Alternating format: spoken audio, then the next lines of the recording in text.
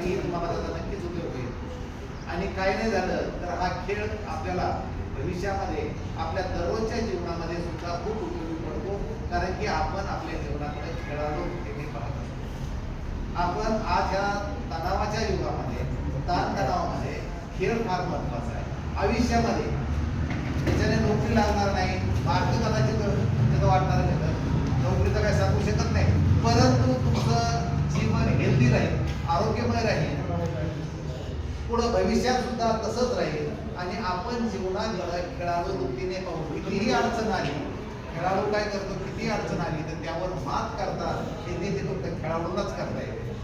तो घाबरून जात नाही आणि त्यामुळे त्याच्यावर ताणतणाव नसतो. आयुष्यभर म्हातारपणापर्यंत तुम्ही ताणतणाव विरहित राहणार आहात. त्यामुळं त्या खेळाचे फायदे अनेक आहेत. आपल्याला खेळाडूंची नवनवीन मित्र मिळतात. आता हे आधी आपल्याला शाळेतलेच माहीत असतात, नंतर तालुक्याचे माहीत होतात, नंतर जिल्ह्याचे माहीत होतात, आपल्या ओळखी होतात.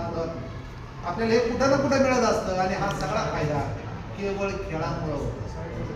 नुसत्या मार्कासाठी नाही खेळायचं, आपल्याला मार्क वाढवण्यासाठी नाही खेळायचं, तर आपलं जीवन अष्टपैलू कसं बनत त्यासाठी हे खेळायचं.